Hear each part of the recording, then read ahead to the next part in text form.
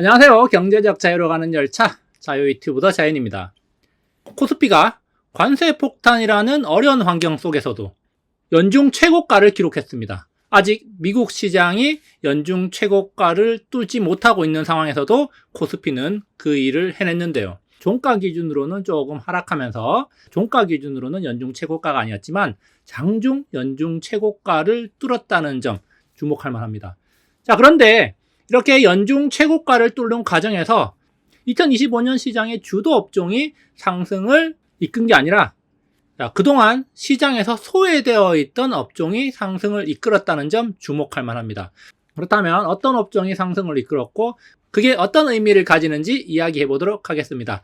오늘 이야기 도움되신다면 좋아요, 구독 눌러주시고요. 그러면 준비된 자료 보도록 하겠습니다. 자, 코스피 지수가 최악에서 급반등했습니다. 지난 4월 9일에 최근 2년 동안 코스피 지수 중에서 최악의 상황까지 떨어졌던 코스피가 한 달 반 만에 연중 최고가를 뚫었습니다. 굉장히 빠르게 상승을 했는데요. 자, 장중 2692포인트까지 오르면서 2700포인트의 문턱까지 다가갔습니다. 자, 그래서 이렇게 급락을 하고 급등을 하고 한 차례 쉬고 나서 지금 다시 급등을 하는 그런 모습을 보여주고 있는데요. 그래서 지금 현재 코스피 지수, 자, 지난 3월 고점을 뛰어넘고 지금 2월에 달성한 연중 최고가를 뛰어넘었다가 잠시 숨고르기를 하고 있는 모습입니다. 자, 여기만 뛰어넘으면은 자, 연중 최고가, 관세 폭탄 속에서 굉장히 불안한 상황 속에서도 의외의 선전을 하고 있는데요. 코스닥 지수는 아직 좀 부진합니다. 자, 코스닥 지수는 지난 2월 고점에 한참 못 미치는 수준이고요. 아직도 3월 고점도 뚫지 못하고 자, 조정을 받고 이제 막 올라오고 있는 시점입니다. 그래서 개인 투자자들 중에서는 아직 지수 상승을 체감하지 못하시는 분들도 많을 거라고 생각이 되는데 걱정할 필요는 없을 거라고 봅니다. 자, 시간이 조금 필요할 뿐 결국에는 키 맞추기를 하면서 코스피와 코스닥이 나란히 갈 거라고 생각이 되는데요. 자, 그런데 신고가를 달성한 오늘 코스피의 주도 업종은 의외의 업종이었다는 겁니다. 그동안 시장을 주도했던 조선과 방산이 아니라 2025년 한국 시장에서 욕만 먹던 두 업종이 있습니다. 사람들이 다 욕하고 비관론이 아주 팽배했습니다. 그렇기 때문에 이번에 신고가를 뚫을 때 반전이 나온 게 아닌가, 또 이렇게 역발상적으로 생각을 해볼 수도 있겠는데요. 저도 영상을 통해서 이 두 개 업종에 대해서 지난번에 한번 이야기를 한 적이 있는데, 자, 거기에 달린 댓글을 보면은 대체적으로 그 두 개 업종에 대해서 비판적인 전망을 하시는 분들이 많았습니다. 물론 조심스러운 게 사실이지만 그래도 우리가 이제는 인식의 전환을 한번 해볼 때도 되지 않았나 이런 생각이 들어서 영상을 통해서 한번 소개를 해드렸었는데, 자, 어쨌든 5월 28일 시장의 상승을 이끈 업종을 보니까 첫 번째로 삼성전자가 3.7% 오르면서 시장을 이끌었고 SK하이닉스도 2.72% 오르면서 시장 상승을 견인을 했습니다. 자, 그리고 눈에 띄는 게 LG에너지솔루션이 무려 6.06%나 올랐어요. 그리고 쭉 밑으로 내려오면은 자, 포스코홀딩스가 5.27%나 올랐습니다. 자, 이렇게 삼성과 하이닉스, 자, 반도체 업종이 2%, 3%대 상승을 하면서 시장을 이끌었지만 2차전지 관련주들이 더 큰 상승폭을 보여주면서 시장 상승을 이끌어 갔다는 겁니다. 자, 그리고 뭐 제가 따로 표시는 해두지 않았지만 자, 현대차 같은 경우도 2.2%, 자, 그리고 기아차도 0.91%, 현대모비스도 4.53% 오르면서 자동차 업종도 선전을 했습니다. 자, 그런데 여기서 눈에 띄는 점은 여기 하나에어로스페이스, 자, 그동안 시장의 주도주로서 시장 상승을 이끌었죠. 자, 그런데 오늘 마이너스 6.2%를 기록했고요. 자, 그리고 HD 현대중공업도 시장의 상승을 이끄는 주역이었습니다. 그래서 시가총액도 10위권 안에 진입을 했는데 마이너스 3.5%를 기록했습니다.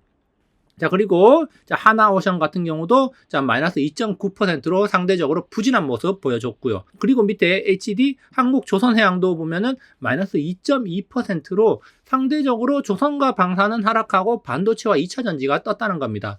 그리고 여기 현대차와 기아차 등 자동차 부품 업종, 그리고 네이버와 같은 인터넷 서비스 업종들도 상승을 했는데 여기서 주목할 만한 것은 반도체와 2차전지가 시장의 상승을 주도를 했다는 점이죠.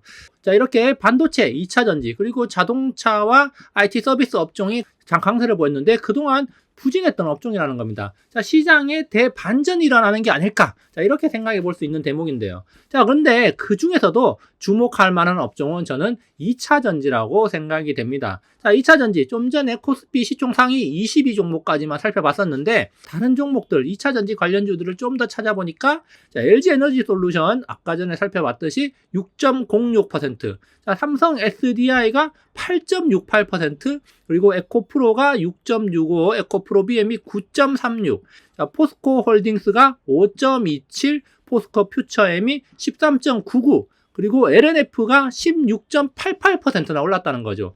자, 2차 전지 주요 종목들이 매우 큰 폭으로 올랐다는 겁니다. 자, 시총 상위주에 있는 종목들은 덩치가 크다 보니까 상대적으로 좀 덜 올랐다 이렇게 볼 수 있는데 덜 오른 게 6%고 8%, 9%, 13%, 16% 이렇게 엄청나게 사실상 폭등 수준으로 올랐다는 거죠. 물론 그동안 많이 하락했기 때문에 자, 이렇게 올라도 별로 티도 안 난다 이렇게 볼 수도 있습니다. 그렇지만 바닥권에서 이렇게 상승을 했다는 점 우리가 주목할 필요가 있는데 그러면 왜 주목할 필요가 있는가 그것을 한번 살펴볼 건데요. 2차 전지 관련주들이 바닥권에서 상승이 나왔는데 대량 거래가 터지면서 상승세가 나왔다는 점 주목을 할 필요가 있습니다. 그래서 제가 생각하기로는 공매도 숏 커버링이 대량으로 나오면서 바닥권에서 대량 거래가 터지고 장대 양봉이 나왔는데요. 자, LNF 일봉 차트를 보면은 장대 양봉이 나오고 이렇게 대량 거래가 터졌고요. 자, 포스코 퓨처엠도 장대 양봉이 나오고 대량 거래가 터지면서 자, 그동안 2주 정도 내린 거를 다 만회를 했습니다. 자, 그리고 삼성 SDI도 장대 양봉이 이렇게 나오고 대량 거래가 이렇게 터졌습니다. 물론 삼성 SDI 자, 전 거래일보다 2배를 조금 넘는 거래량, 조금은 아쉬운 거래량이지만 어쨌든 장대 양봉과 대량 거래가 터지면서 2주 넘게 하락했던 거를 다 만회를 했고요. 자, 그리고 LG 에너지 솔루션도 바닥권에서 장대 양봉과 대량 거래가 터졌고 에코프로 BM도 장대 양봉과 대량 거래 터졌고 자, 그리고 에코프로도 장대 양봉과 대량 거래가 터졌습니다. 덩치가 좀 큰 종목일수록 그동안 공매도도 많았는데 거래량이 조금만 더 실렸으면 좋았을 건데 조금은 아쉽지만 어쨌든 그래도 2배 이상 터졌다는 점, 이 점을 주목할 필요가 있는데 자, 그렇다면 오늘 왜 이렇게 바닥권에서 2차 전지 관련주들이 대량 거래가 터지면서 장대 양봉을 뽑아냈는가? 자, 바닥권에서 왜 이런 반전이 일어났는가? 이것을 한번 생각해 볼 필요가 있는데 제가 오늘 신문을 보다 보니까 이런 이야기가 있었어요. 차값이 1,400만 원 싸진다. 삼성과 LG가 미국에서 배터리 승부수를 던졌다는 이야기가 있었습니다. 그래서 2차 전지에 이게 호재가 되지 않았을까? 자, 이렇게 생각되는데 자, 내용을 살펴보니까 삼성 SDI와 GM은 2027년 완공 예정인 미국 인디애나 합작 공장에서 전기차용 LFP 배터리 생산 라인을 도입하기로 했다. 자, 그리고 LG 에너지 솔루션도 GM과 합작한 테네시주 공장 일부를 LFP 생산 라인으로 전환하기로 했다는 겁니다. 자, 그래서 삼성 SDI와 LG 에너지 솔루션이 LFP 배터리를 본격적으로 양산을 해서 차량에 탑재하기로 했다는 거죠. GM이 그동안 3원계 배터리를 쓰다가 차가 너무 안 팔리고 그러니까 LFP 배터리로 전환을 해서 차값을 낮춰서 차를 좀 많이 팔아보겠다는 전략으로 가고 있다는 겁니다. 자, 그래서 우리나라 기업들 LFP 배터리를 그동안 이제 준비를 하고 있었는데 본격적으로 LFP 배터리 시장에 뛰어들게 됐다는 거죠. 그동안 LFP 배터리 시장은 중국 기업들이 장악하고 있었습니다. CATL이 독보적이었고 그리고 비아디가 세력을 넓히면서 배터리 시장 점유율 1, 2위를 차지했다. 예전 영상에서 소개를 해드린 바 있는데요. 어쨌든 지금 이런 상황에 우리나라 기업들도 이제는 본격적으로 LFP 배터리 시장에 뛰어들 수 있게 됐다는 거죠. 우리나라 배터리 회사들 그동안 LFP 배터리 시장에서의 부진 때문에 점유율이 많이 떨어졌는데 이제는 반전의 기회를 잡을 수 있게 됐다. 이렇게 한번 생각해 볼 수가 있다는 겁니다. 자, 그래서 제가 자료를 하나 가져왔는데요. 전기차 배터리 시장의 성장 전망과 LFP 배터리의 비중 추이 전망을 가져왔는데 전기차 배터리 시장은 2020년 120기가와트시에서 2030년에는 1450기가와트시까지 성장할 걸로 예상이 됩니다. 그래서 10년 동안 11배나 성장할 걸로 예상이 되는데 근데 이 중에서 LFP 배터리가 약 54%를 차지할 거라고 합니다. 그래서 이 배터리 시장의 성장과 함께 이 LFP 배터리 시장의 성장도 계속되고 있는데 그래서 우리나라 배터리 회사들 LFP 배터리 시장을 놓쳐버리니까 전체 배터리 시장의 절반을 중국에게 뺏기고 있었죠. 그리고 실질적으로 우리나라에 돌아다니는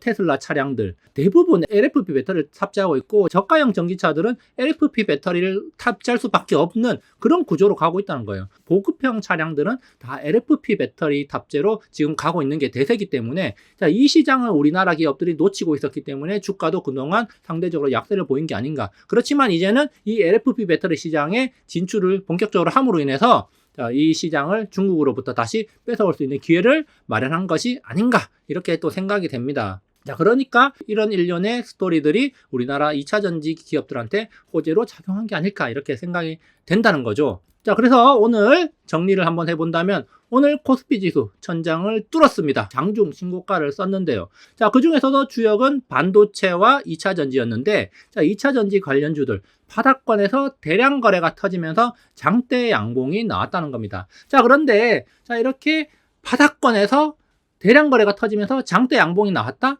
그러면은 대부분 이 추세 전환의 신호더라.